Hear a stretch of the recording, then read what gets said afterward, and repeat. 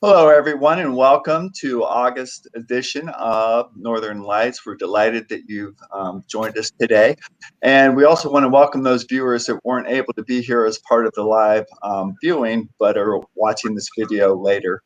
Um, so as you know, every month we like to focus on something that we think is relevant, and with so much conversation about the moratorium on rent and a lot of anxiety out there about the Delta variant and how that might impact the economy, we decided that this was the perfect time to talk about housing and homelessness. So today's episode is There's No Place Like Home, which is a great name thought up by our chair, Miss Betty Murchison, who I'm delighted, as always, to co-host this series with. So this slide here, just real quick, and before I jump into it, I want to recognize Ed and Sarah and Kim, who are going to be our panel today. And Ed is Deputy Director of Wake County Housing. We have Sarah here with what's the legal name, Sarah? North Carolina. Legal Aid of North Carolina. Legal Aid of North Carolina. It just went right out of my mind. Thank you, Sarah. And then Kim Crawford, who is a director of the Partnership to End Homelessness. So that somewhat complicated slide that I had here is just sort of how we got to this point. And if you're viewing this, perhaps you had a similar path that led you to where we are today. March of 2020, which seems like a decade ago, was actually when things started to shut down, and a lot of people's employment was impacted as a result of COVID and the shutdown. And then other things became unavailable as well, like daycares began to shut down. So even if you were able to keep your job, you might not have had a place for your child, or your child went virtual learning, so you had to be at home. And just everything sort of snowballed. And it sure felt like we were starting to emerge out of COVID just a few weeks ago. But then Delta came along and reminded us that Mother Nature sort of always wins. So again, like I said, there's this uncertainty out there, and our panel today is going to help give you the resources and the information so that you are well positioned when we do finally emerge from the pandemic, that you'll know what your rights are, you'll know how to access the right kind of resources, and you'll know where to get information. And we hope that you'll share this with folks that you know in the community that can really benefit from this information as well. Just real quick before I turn it over to Betty for some opening remarks, and she's by the way, she's really the star of the show, so I don't mind saying that. This series is brought to us by the Northern Regional Center's Community Advocacy Committee, and those are the folks that are on this committee you see on your screen there. We're just so lucky to have such a strong group of community leaders that are volunteering to bring forward initiatives like this. And this particular initiative is unique to the Northern Regional Center. We are the only ones that do this live simulcast every month. And I want to recognize the person you see right there in the middle, Miss Rachel Morris, who is the chamber director over in Rollsville. She is the one that is allowing us to use this software. She is behind the scenes, and I don't think she'll probably put herself up, but she's the one that's making us all look good, in addition to M. Anderson, who you'll probably get to meet a little later. But as I mentioned, Betty Murchison, the person in the upper left column there corner, is our chair, and she was really the driving force behind this. So I'd like to turn it over to Betty and give her the opportunity to welcome everyone and talk a little bit more about this initiative. Betty? Thank you so much, Ross. And it is a joy and a pleasure every opportunity I get to spend with Ross and his crew, who have been very open and welcoming about the work we want to do in Northern Wake County, including the Roseville area. So our theme this year is health and healing. After coming through 2020, the pandemic, the shutdown, and all the things that we all experienced, we needed to have a year we felt that was focused solely on health and healing. And the 4 pillars of this theme include looking at race relations, which will be our topic next month, looking at and focusing on the health disparities within our communities and what can be done about that. How can we all live in good health together, which is the acronym Northern Lights. Looking at expanding partnerships.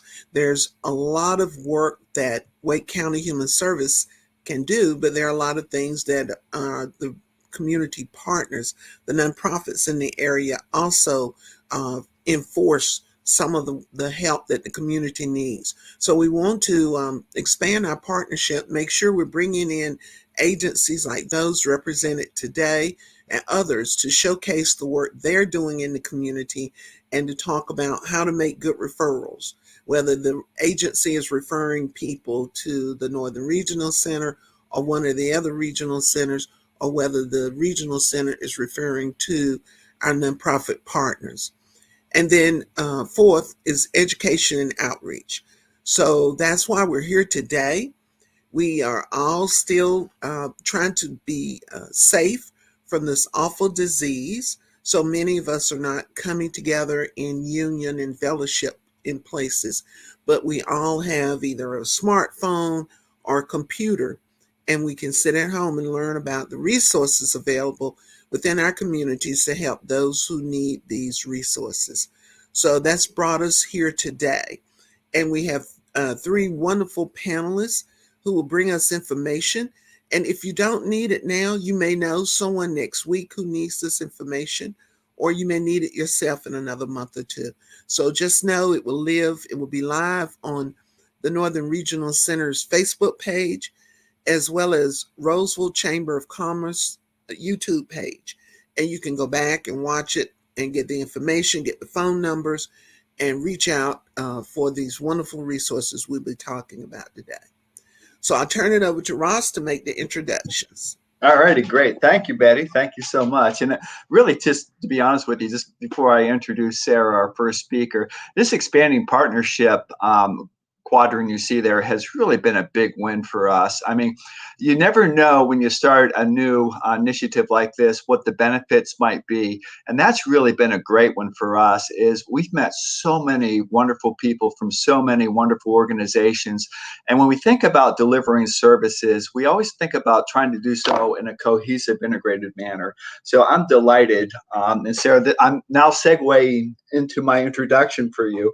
I'm delighted to welcome Sarah because I didn't even know Sarah until a week ago. And I really wanted somebody from Legal Aid to be here so that folks that were watching this presentation would understand what was going on with the moratorium and what their rights would be and what resources were available. So I real kind of hesitantly sent an email to Sarah, trying not to over-explain, but trying to get her to agree to this. And I don't think it was maybe 30 minutes later, I got a response like, yes, of course. I'm like, awesome. So she won a place in my heart forever for that. So Sarah, thank you again for agreeing to be a part of this show. We wanted to start with legal aid, which was one of Sarah's ideas, because we're going to hear from housing and the partnership to end homelessness, but we don't want people to get to that point. We want them to work with legal aid if they need to prevent evictions or prevent homelessness. So Sarah, if you don't mind. Thank you, Ross. Very happy to be here this afternoon. Good afternoon, everyone. Legal Aid of North Carolina is a statewide nonprofit law firm, and we represent low-income households in a variety of civil legal matters.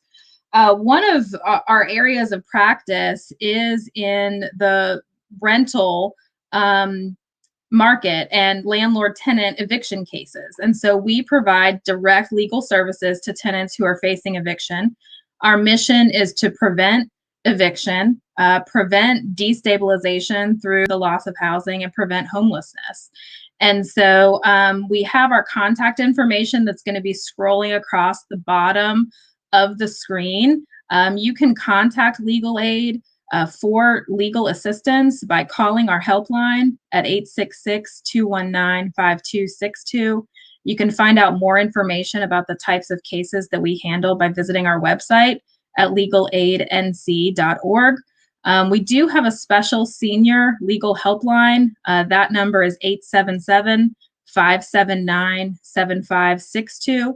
So folks who are 60 years of age and older can call and get connected to all of our services through that special designated helpline for seniors. Today, what I'm going to be focusing on talking about is the CDC's eviction moratorium.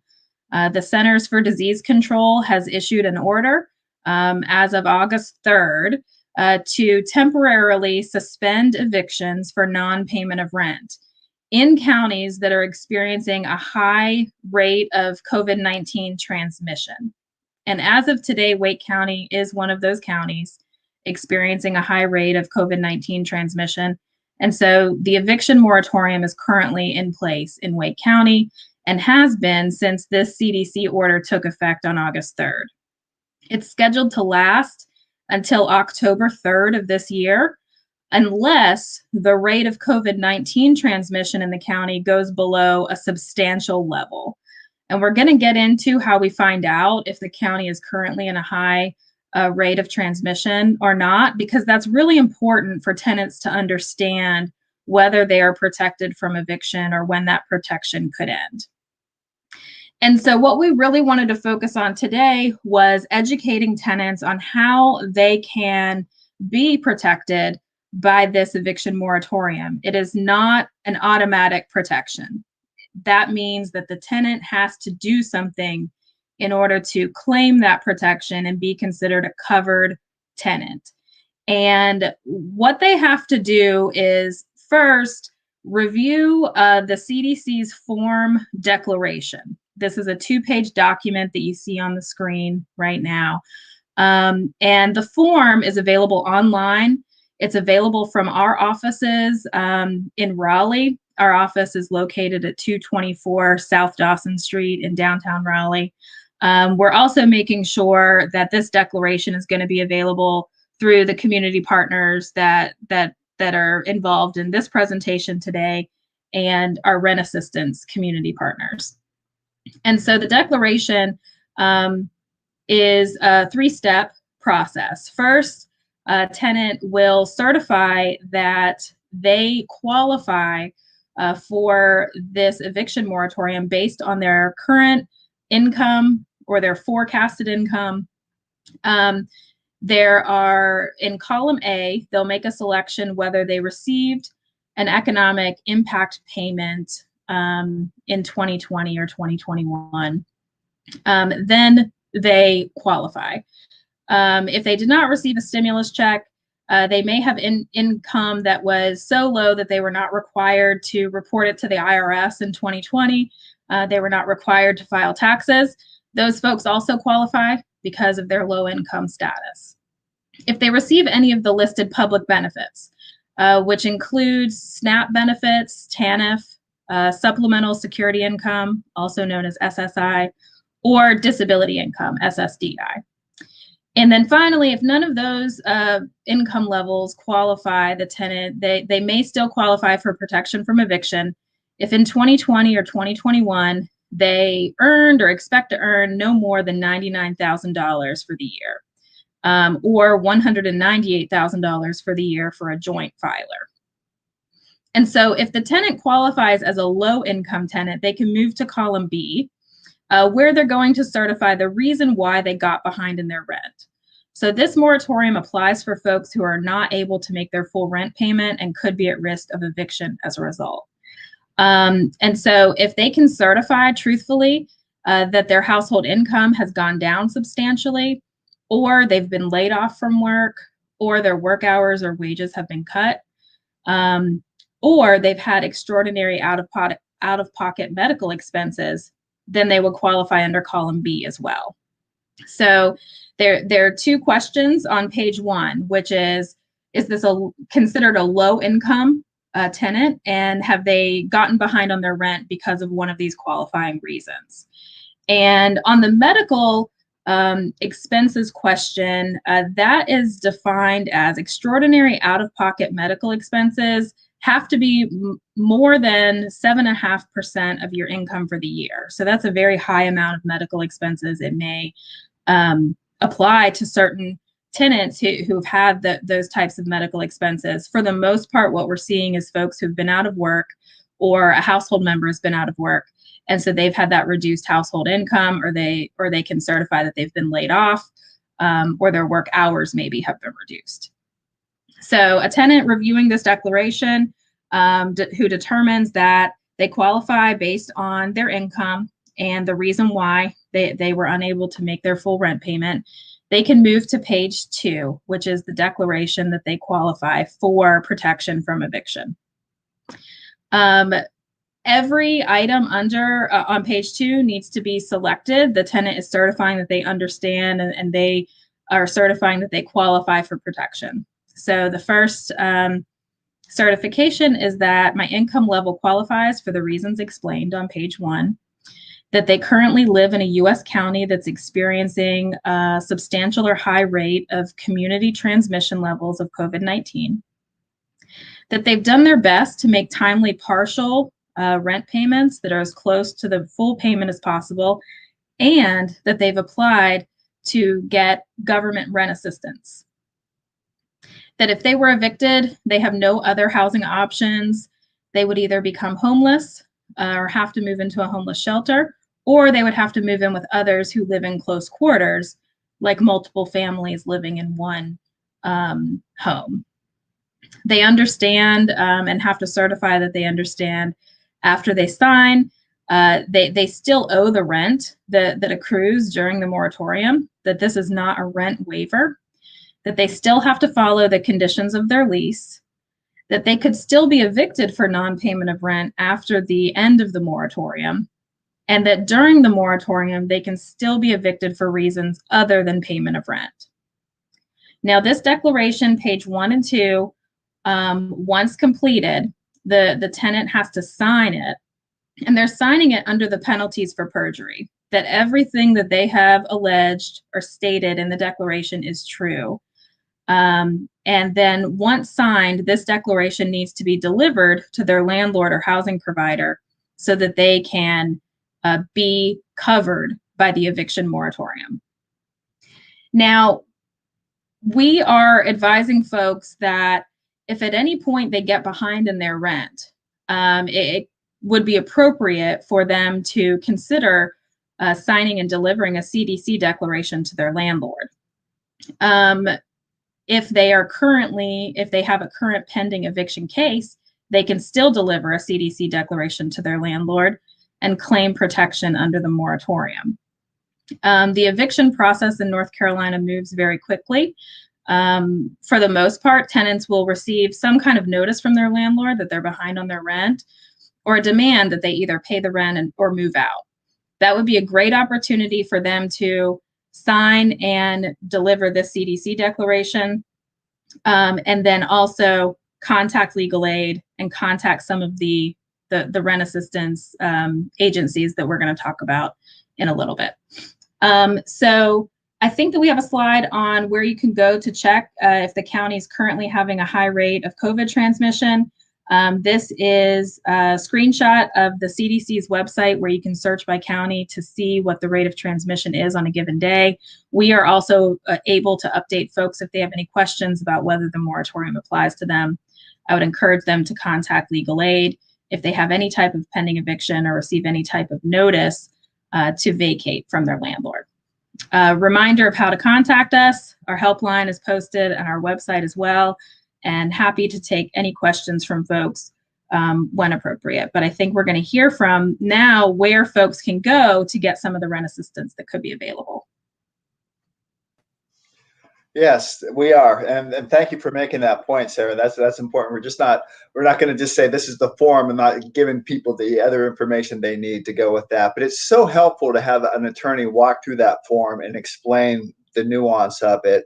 And my question was, Sarah, if folks, how do folks get this form? Do they have to sign it in person? Can they sign it electronically? Is your office able to help people complete the form if they don't feel comfortable going through it? How does that work? If I'm at home and I might not have nowhere to find the form or not be able to print it or don't know what to do with it, should folks just call you first? Yeah, absolutely. They can contact legal aid and we can try to connect them with a copy of the form so that they have that and they can deliver it to their landlord. If they're renting from their landlord may have access to the form. I know for a period of time in North Carolina, landlords were required to give a copy of the form to a tenant when they filed an eviction against them. That's no longer a requirement. But still, many, especially larger housing providers, will have access to this form and can make those available as well. But for sure, our office is available to provide those forms to folks upon request. Cool. Thank you, Sarah. And I love the ideas, Sarah, that this form is available at many of the community partners. So that means that Northern Regional Center will likely have forms on hand, right, Ross? Because we do, yes. Yeah, there will be some folks who are either not computer literate or who don't have access to a computer or the internet, who are really, needing help. And it would be great if it's conveniently available for you to write it in, or someone to input the data on a computer for you. So I appreciate you considering those community needs when you were discussing this form. And it's called a declaration, right? That's right. This is called a CDC declaration, and it's available on the CDC's website. We also have a link to the form from our legal aid website as well. Cool. And Sarah, you see we have a question there from Dot. I do. There are no exemptions for small landlords from the moratorium. And so this applies across the board to any tenant who has who qualifies otherwise for protection, and regardless of the size of the landlord or housing provider they're renting from. Wow, we really appreciate your knowledge and your information, Sarah, and all the things that you've shared with us so far. We will bring in our next presenter and learn even more, right, Ross? That's right. Thank you, Betty. We have Kim Crawford, who is the director of the Partnership to End Homelessness. And I've known Kim for, how long have you been there, Kim? I've known you for at least a year, right? And I've been there about a year and a half. Okay. Anyway, I just my first thought whenever I talk about Kim is, sometimes people get into a role of a director and they're more like an administrator and they don't really get that involved with the work. But I think at Kim, like last year, Wake County and our partners found ourselves all doing kinds of things that we never thought we'd be doing. And I remember Kim was actually running a shelter at some point at a church, providing direct services to those people with needs. And to me, that really kind of spoke a lot to the kind of person she is and the kind of leadership that she has with the partnership, and somebody that truly has a passion for this kind of work. So Kim, I'm going to turn it over to you if you would just provide an overview, as you've got your slides queued up. So I'm just going to give it to you.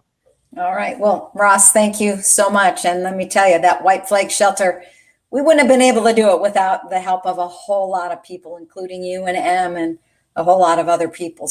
But thank you for that. So my name is Kim Crawford. I'm the executive director of the Raleigh-Wake Partnership to End and Prevent Homelessness. I'm going to talk to you briefly today about a component of our homeless crisis response system, but I think that it's really important that we think about who we are serving, because we are serving people. We serve people, and this is really important to keep in mind, because homelessness is not a demographic. It's not a characteristic. It happens to be an experience. And right now we have a number of people that are experiencing homelessness. And so what do we do for them within our Wake County homeless crisis response system? So what I'm going to do is do a quick, brief overview of what is a homeless crisis response system, so you know what it is that we're talking about. In North Carolina, there are 12 homeless crisis response systems. They are also referred to as COCs, or homeless continuums of care. Raleigh-Wake Continuum of Care is the second largest in the state of North Carolina. So what does the partnership do within the COC? We are the lead agency for the Raleigh-Wake Homeless Continuum of Care. So what do? We pull a coalition of institutions, organizations, business, people, churches together, people who want to help us develop a coordinated system that actually can help individuals and families who are currently experiencing homelessness. So what does that mean that we do? Well, the first thing that we do is we manage the data system. We don't know where we are if we don't know where we are. We are required to manage a homeless management information system. All of our service providers and many of our partners are actually entering data into this one system. We are required to monitor and evaluate for our funders. So for the city, the county, the state, and the federal government. We monitor the recipients of those dollars to be sure that we are actually doing what we say that we're going to do. Every year, the fourth Wednesday in January, we also conduct and coordinate the annual point in time count. Funny as it sounds, all of us go out into the community and we look for and count the number of people that are experiencing homelessness. But what I'm going to talk to you today about is the management and administration of the coordinated access system or the coordinated entry system. What does that mean? Are you currently experiencing homelessness today? Are you in imminent risk of homelessness? Meaning, are you within 20 days of experiencing homelessness? What do? Well, there is a place that you can go. All you need to do, pick up the phone, 919-443-0096. We can help so that you do not have to, one, find all the places you could potentially go, or know if they are full or not. So you can immediately talk to someone on the phone, talk to them about your current situation, and then the specialized staff at the call center, at the Access Hub, can help refer you to an emergency shelter. If there are no beds, we can still refer you to our street outreach providers so that they can start getting you connected. And we can also provide assistance and referrals to other programs throughout our community, throughout Wake County. So what does that mean we can do? It means that we can provide a friendly and compassionate service. We can assess the needs that you currently have. We can assess and coming up with creative solutions. Because I can tell you, if we can help it, we do not want people to have to come in to the emergency homeless shelter system. That is difficult in and of itself. But if there are ways that we can help you prevent coming into the system, we are going to do it. If we can't, then we are going to refer you to the appropriate shelter, street outreach program, or homeless service provider to get you to the right place. What we can't do is we don't provide financial assistance, but what we can do is provide immediate referrals. We do not provide vouchers of any kind, hotel vouchers, Section 8 vouchers. They do not provide vouchers. The Access Hub is an information referral place for you. We do not guarantee any services. We cannot guarantee services. I can tell you right now, our homeless crisis response system, because of the COVID pandemic, is overwhelmed.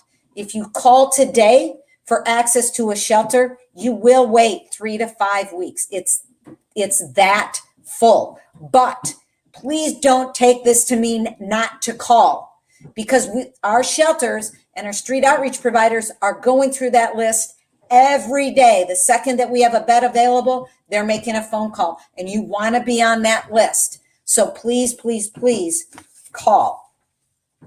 So again, the Access Hub is your front door for entry into the homeless crisis response system. You can show up at any one of our shelters, but they are going to then call the Access Hub and get you onto the referral list. But it is that first step that all of our providers are required to follow. We're required to follow it because we want to be sure that if you call today, you get in line and you're in order. And those that are in the biggest need for services get that help right away. Keep in mind that the people that are answering the phone, they know this stuff. They know who's available. They know where to refer. They will have a conversation with you. And they are some of the smartest, kindest people that you will talk to. So don't hesitate to call 919-443-0096 and hang on the line, because they are busy, but they will get to your call. If you can't hang on, leave a message and they will call you back. But again, 919-443-0096. If you are currently experiencing homelessness and or are in imminent risk of homelessness, i.e. meaning within 20 days, get your name on that list. Call that number. Thanks. All righty. Nice job, Kim. Hey. So giving the information right to the people. Got a comment. Awesome. What a beautiful resource to the community. Thanks, Dot, for that comment. Of course, we agree. Housing it can be complicated, and you're in a bad place if you're experiencing homelessness or about ready to. And the last thing you want is a real complicated system. So Kim did a great job of just breaking it down. Like, call this number. This is all you need to do, and that's your portal. Just call the number, and we'll help you from there. Exactly. I mean, we know that it's a difficult and scary situation, and we're going to do everything that we can to connect you to the right place.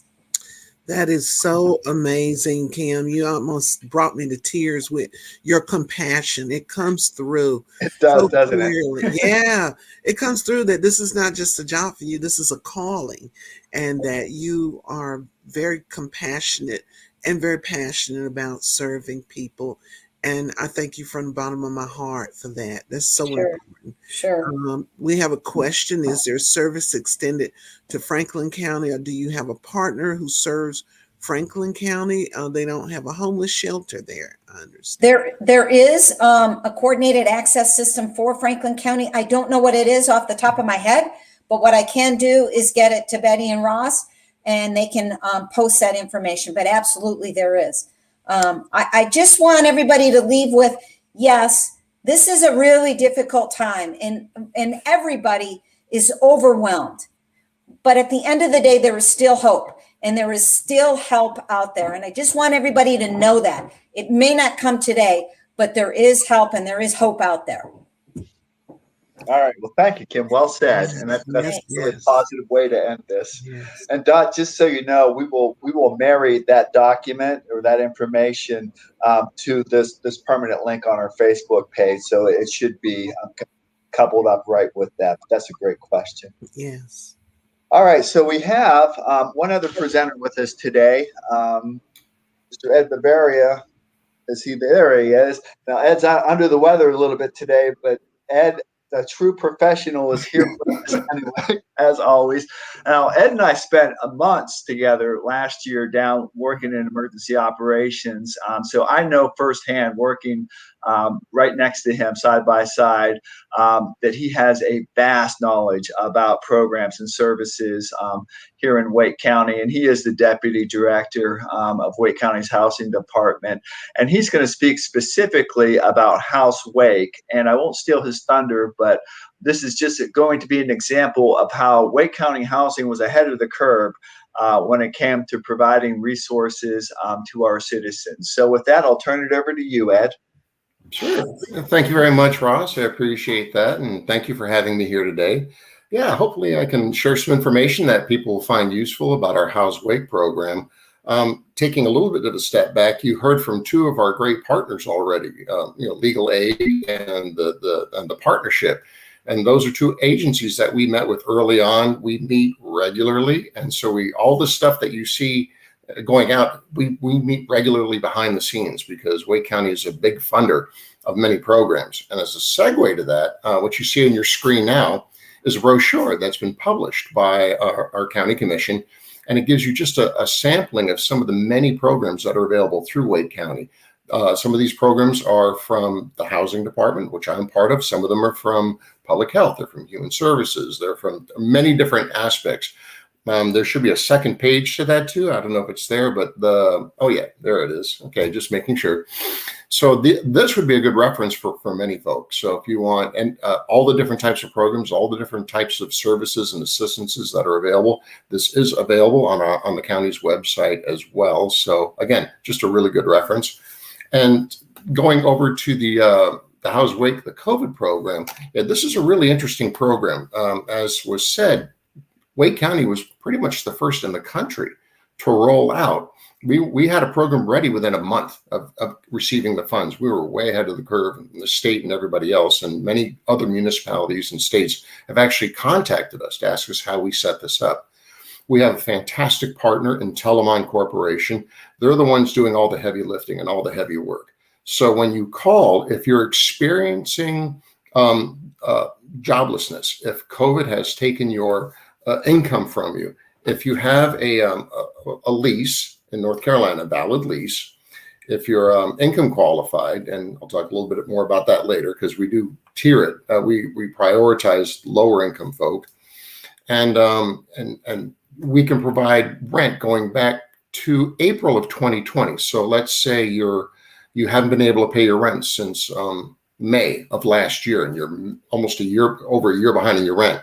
Once you're in our program, we can pay your back rent to keep an eviction and everything else off your record. We can keep you stably housed, and then until you become financially stable, we can continue making payments, and that will be reviewed on a month-by-month basis once we get your rent payments up to date. And the program isn't just restricted to rent. It also pays, we can pay electric and water and sewer and other utilities. So if you're falling behind in all your bills because you've lost your job, this is the program for you. It says here that it must not exceed 80% of area median income. The area median income for Raleigh, the Raleigh metropolitan area, is about, for a family, for about $94,000. So it's pretty high.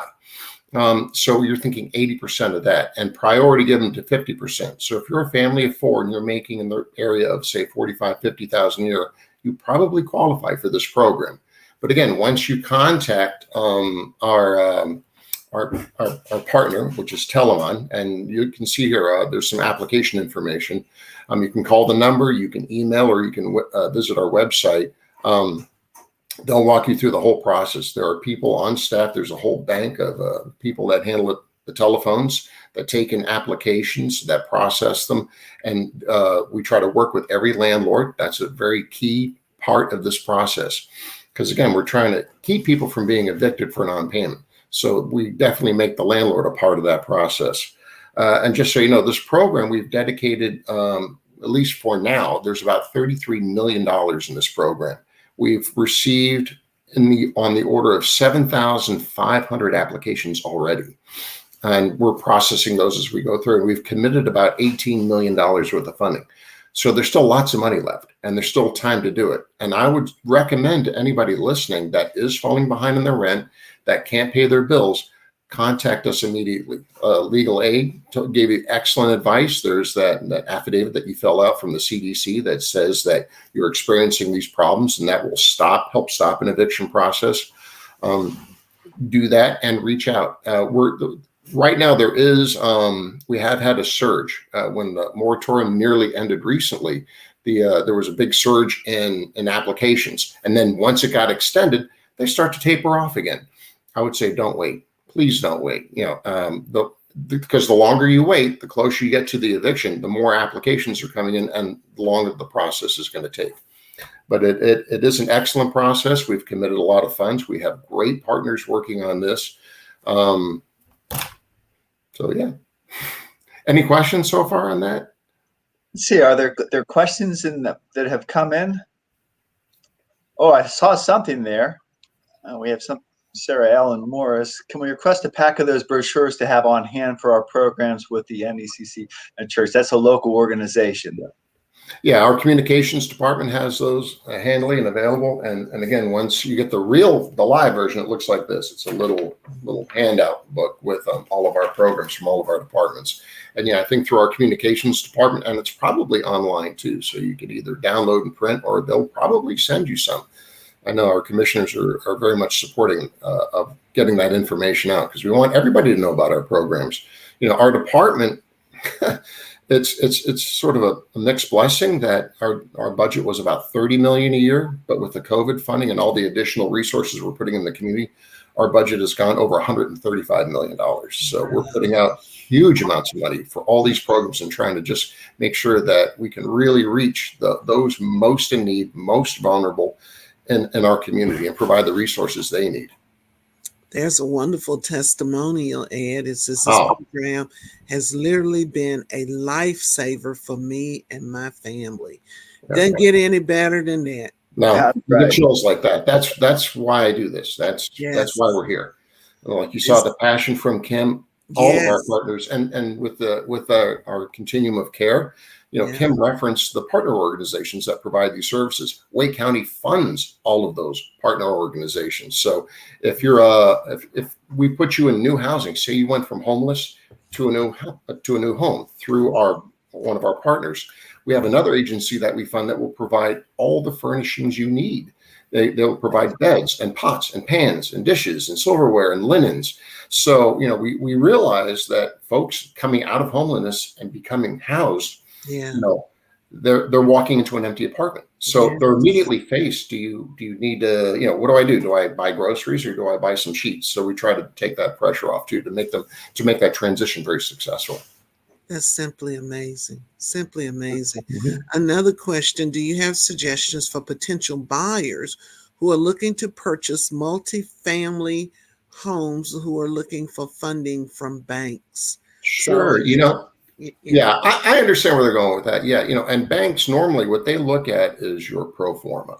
So a pro forma is just simply a spreadsheet that shows what you think the property can earn, and it compares that to the bills and how you're going to make the business successful and operate in the black and not in the red. What's really great, we have an entire division devoted to that, our equitable housing division. That's all your bricks and mortar. That's your streets, your sidewalks, your new developments.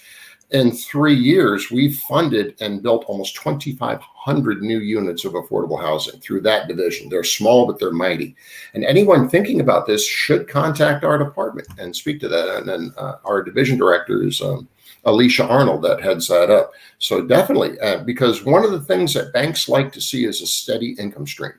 So if you get funded and you're going to build affordable housing and make it affordable for people, you can get gap financing. You can get some assistance in making the deal come together. There's also other funding streams. There's voucher programs. We were telling some folk too that there are various voucher programs within the county. If a landlord had been on one of our voucher programs, all of those people that are currently having the housing vouchers that are going to private landlords, those landlords never saw an interruption in income. That money flowed throughout the entire pandemic because we guarantee it. So again, lots of programs. So I would say, definitely contact us. We can help, and because all we cannot get enough affordable housing. We are constantly looking for any opportunity to build affordable housing. So if you have an idea, if you have an apartment building and you want to make it affordable, contact us. We have resources and information, and we can probably help. That's really great information. That it could be prospective landlords as well as people that need assistance. Wake County Housing Department really has a customer base that is really all citizens of Wake County, to be honest. And I just want to echo something you said, Ed, because I thought it was powerful, is just don't wait. If you feel like you could use this assistance, don't wait, because everybody else is going to wait. And then you're going to be backlogged like everybody else. So if you know now or suspect now that you're going to need assistance, get that application in now. Betty, you have any other thoughts before we bring the whole panel back on the screen here? Yes, I wanted to also underscore something Ed said, that you can pay rent back to April 2020 if they are in arrears, as well as paying it forward until the family becomes stable. And this includes not just your rent, but your electric, water, and sewer. And internet and other utilities, because now we realize that and at first the feds balked a little, but they're like, well, why? Because we're going digital. And yeah, so. That is simply amazing. I learned something today, and I think coming from the standpoint of a tenant, because I have a tenant who I just made a referral to your program recently because she was having some difficulties. And I said, not that I'm going to evict you, but here's help that you can get that you may not know about. And so she's already acting on it. So I'm very grateful for the work that all three of you do. And I think that we may have some more questions. Is that right, Rachel? And if you'd like it, there are two more programs I'd like to share with you. Please. Absolutely. Of course, yes. Okay, and one of them is our elderly and disabled homeowner grants. So these are grants that if you're elderly or disabled and it's not a full rehab of your home, but if you need assistance with retrofits, say you came out of the hospital, say you now have mobility issues, and you need certain adjustments and certain work done in your home to make it more livable, we have a program for that. It's limited to those at 50% of that area median income, like I mentioned. And if you're like a single person or a couple, it's probably just under $40,000. But it can really help with a lot of those small repairs and those small things to help keep people from in their home where they're comfortable and where they know it. And the second one is our emergency grant program. And again, if you're a homeowner at or below 40% of area median income, we can do repairs like roofing, heating, electrical, up to, I believe it's about, let's see, I did make enough. There are dollar limits to this. I think it's about $20,000 if I'm not mistaken. So if you're a homeowner and if you're elderly or disabled or low to moderate income, and you need repairs to your home to keep you safely and stably housed, so please reach out and look at our website on Wake County. The housing website, there's links to all of this information. It's also in that brochure that was that we flashed on the screen earlier, information and contact points. Wow, Ed, between you and Kim and Sarah, I feel encouraged about the state of housing and homelessness in Wake County. And I'm just thank y'all so much for what you do. I would just say the same thing, Betty. I mean, if you take nothing else away from today, and you're going to take a lot away from today, I know I did. I mean, just look at these three people on the screen and how passionate they are about the work that they do and how well connected they are and how openly they share this information. You can contact these folks. They want you to contact them. They want you to share this information. And you've seen firsthand the quality of people that are working on housing here. So don't wait. Don't be afraid. Don't be intimidated by the system. Just reach out to these people. Amen. Amen. Yeah. Anybody that reaches out is going to see a friendly face, and sometimes that's really needed. When you're down a hole and you're looking up, you want to see a friendly face looking back down. That's correct. That is Give you a hand up. All right. Well, thank you all so much. Betty and I are going to transition over to just a couple other mentions of some resources that are available. And Em, I'm going to put you on the spot if you want to share and be on the screen with us, or at least on mic, because Em Anderson, along with Rachel, is behind the scenes making this look so polished and professional. Hey, Em, how are you? I think your mic is on. And Emma's our resident expert here at Northern Regional Center on housing and homelessness. And Betty's recommendation, and it's a great one, was to get additional information out there about some of the other resources that are available, just so we can get this as part of the presentation for you all now and in the future. So this is M's slide right here, and this is part of what Kim was talking about, the resources as far as the access points. Just know that, and Em, I want to turn it over to you. If you come here to Northern Regional Center, Emma's going to provide information about housing, but she's also going to be helping you with food assistance, employment assistance, Medicaid, if you need those connections. So she's going to do a pretty comprehensive sort of assessment. Em, do you have anything to add? I just wanted to add that, the regional centers are really set to be like the ideal place to help individuals, because we understand that individuals who walk in with a housing need, they also their need is connected to some sort of other issues that they are going through. So all these experiences that people have are interconnected. So a lot of times when somebody walks in with a housing issue, they also experience food insecurity, and they also experience some mental health, and they also experience job loss and stress beyond what we can even understand. So a lot of times, regional centers in particular, and the 3 regional centers for Wake County are listed on the screen. The Northern Regional Center is located in Wake Forest. Eastern Regional Center is in Zebulon, and then we have a Southern Regional Center that is located in Fuquay Varina. All regional centers have many other programs, supportive services that clients can benefit from. So a client who walks in with a housing need, they also will be able to walk out with resources such as food stamps and Medicaid.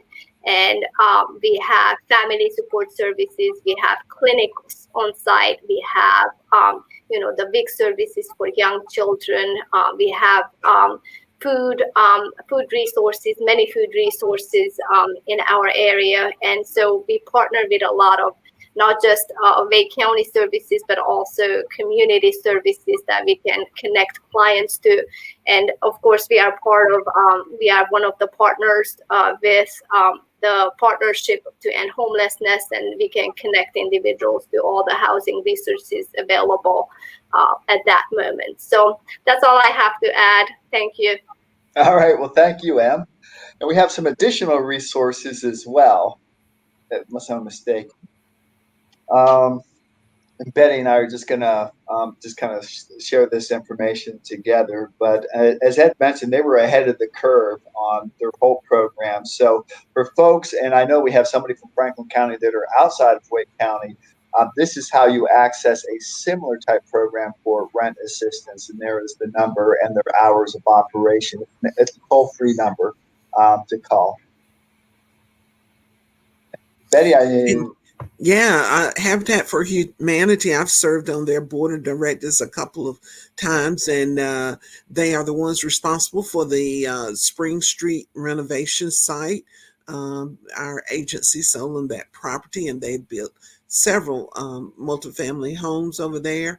Most people know about Habitat because of Jimmy Carter, who has been a wonderful ambassador, him and his wife Rosalind. But their homeownership program is very easy to get involved in. I suggest, if you're interested, that you can go to their website, or you can call them and they will mail you an application, and you put in some sweat equity on building your own home. But it is they are a wonderful way to it's a wonderful way to a path to home ownership for those who are near the poverty level. Yeah, they really do a great job. Mm-hmm.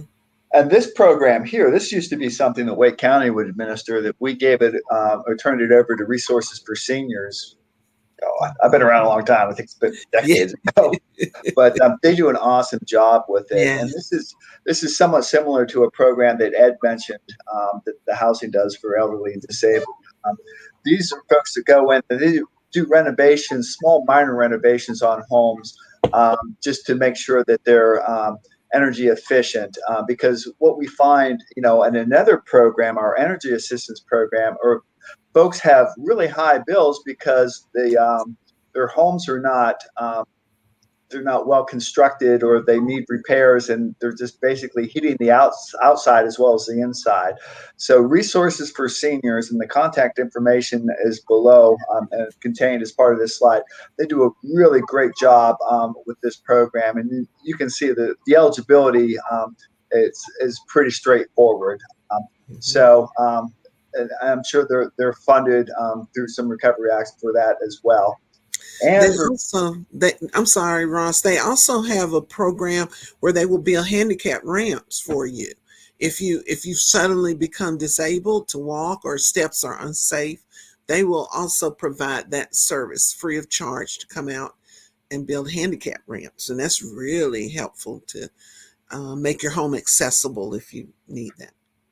Yeah, that's a great point. And I would just say, as a general rule, regardless of your age, Resources for Seniors is a wonderful organization. And they actually put out a guide every year just full of resources. So, like I said, whether you're a senior or not, I'm happy to admit that I am one, but there's just a wonderful organization, has a lot of good programs. So if you ever see a resource guide for Resources for Seniors, grab one because there's good information in there. And well, I'm not going down that road behind you about being a senior. I'm still not accepting that title yet, Ross. You work Well, I don't with think it. you are yet, right? If you like it, you keep it. But Trying to but get a discount somewhere, right? Yeah. but I think I'm grateful that M is there and in charge of making sure that there are resources available for people. And it may be that Sarah Ellen Mars, who asked the question about brochures and information, she's a real street ambassador. She goes around wherever she's needed, as well as Minister Tilda Carter, who also watches this broadcast usually on the Roseville Chamber of Commerce. And they belong to the same church. And I know that they are always trying to share information within the community. So it may be that M can provide some materials for them to see if they can help get the word out to the people who may not come to the Northern Regional Center for the help they need. It's always great if you've got someone who can take you by the hand or can tell you that you can get this service, you can access this service there. So I'm grateful that we have audience members that want to participate. And it looks like Ed has offered that most electric companies do free electric or energy assessments that can provide hot water heaters and blankets and light bulbs, things like that. So that's another resource that you have available to you to complement what's out there with Resources for Seniors. Knowledge really is power, and I love that we are shining northern lights on on all these wonderful resources that exist within our community and we may not know about. So this has been a really great session. Mm-hmm. I agree. Another good comment for our guest today. So wonderful. Okay, it's not too early to look ahead to next month, I guess. Yes, and next month we will be talking about race relations. That'll be Wednesday, September 29th at noon. We hope all of you will join us for that. Any of the previous sessions, exist on Facebook, on Northern Regional Center's Facebook page. Anybody who didn't get a chance to view it and you view this later on, if you want to let us know other topics you'd like to see us discuss, you can always include that in the chat. You can reach out to Ross, you can reach out to me, you can reach out to M, any of us, and Rachel. And I'd like for Rachel and M to appear magically to show you the ones behind the scenes who make everything happen and who are just amazing in making. I don't know how they do it, Betty. I really don't either. They're genies. They've got to be genies. They pop out of bottles every morning and just, all made up and hair and everything and looking great. And they make this production possible. So we thank you two ladies for your hard work. And in closing, I guess we're ready for closing, Ross. Mm-hmm. Do you have something to say before we go? Okay, it's on me. I think about home, I think about Dorothy and the Wizard of Oz and a quote from the movie. She says, "No matter how dreary and gray our homes are, we people of flesh and blood would rather live there than in any other country. Be it ever so beautiful, there's no place like home." And for those of us who are fortunate enough to have a home, I think we should really count our blessings.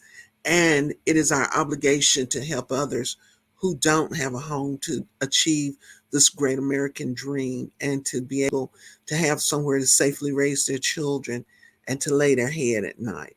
So I thank our guest panelists for their wonderful information they shared.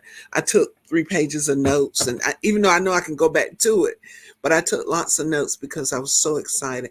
And I thank them for their wonderful compassion for our city, our county, and the communities we serve. Thank you all. You're great servant leaders, and we appreciate you. Thank you, Ross. Yeah. Thank you, Betty. And this is why I don't say anything, because Betty always has the perfect close for every show. So I just step back and watch her do her magic. I But love you. I echo her thoughts. Absolutely. Thank you all to the 3 of you, Sarah, Kim, and Ed. Wonderful, wonderful job. We've got so many comments during the show, and a lot of people really appreciated you making this time today to share the resource information, and it's really going to make a difference. So thank you for that. And so in closing, we will see you all next month, and again, we will be here the 4th Wednesday of the month at noon. And thank you, Dot. You're one of our continual viewers, and we appreciate you. And please share this information with your network. So, y'all, I'm going to sign off and thank you all so much. And we will see you next month.